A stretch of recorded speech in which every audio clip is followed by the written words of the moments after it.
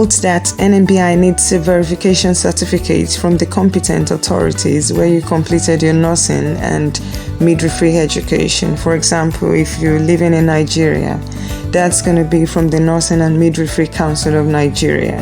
So the verification certificate is from wherever you completed your training, and it's from where you hold current registration or where you've previously held registration as a nurse in time past. So it's going to be from where you have worked as a nurse or midwife in the same country or in your home country. You need to provide an original or authentic certificate because it's going to be verified by NMBI. So because African nurses are actually under Group 3 application for overseas nursing registration, so you must actually send the verification form to the relevant authority. If you are registered with more than one, it's going to be authorities. So the authority must complete the form and send it directly to NMBI with a verification certificate called CCPS. So the CCPS is actually going to be sent by the board itself. So they're going to charge you for the certificate, and they will charge you for courier services as well. So take note of that. Make sure you don't send the verification form or verification certificate to NMBI yourself, because NMBI is not going to accept that document. As part of the education assessment of the registration application process, NMBI needs to verify your nursing or midwifery training with the higher education institution where you completed your nursing or midwifery program. To do this, they're going to require that the institution or institutions where you trained provides NMBI directly with a fully completed transcript of training form for the division of the register you have applied for.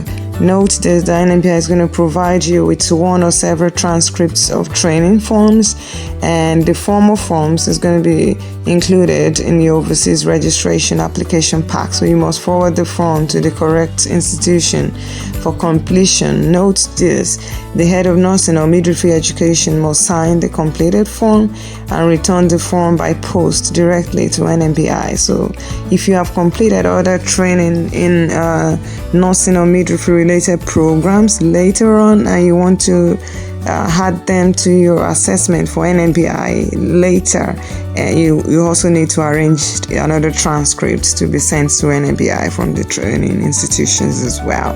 So, and all the transcripts of training must include your contact teaching hours, that's the theory, in clock hours, and the clinical practice as well in clock hours.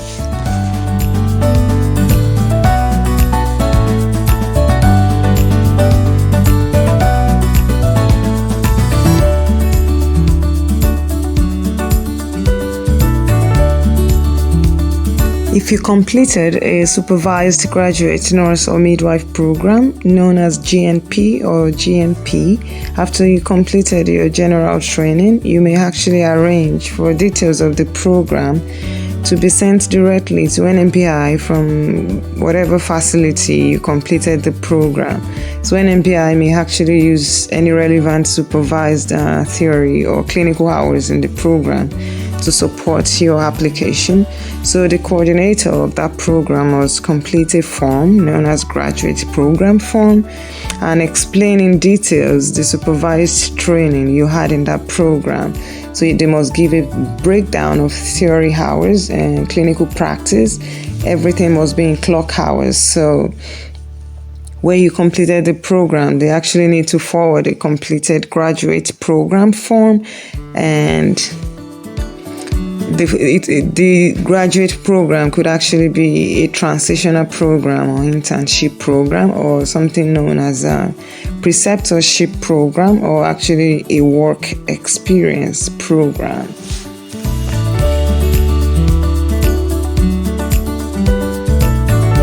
NMBI needs to evaluate your work experience as part of the registration application process as well.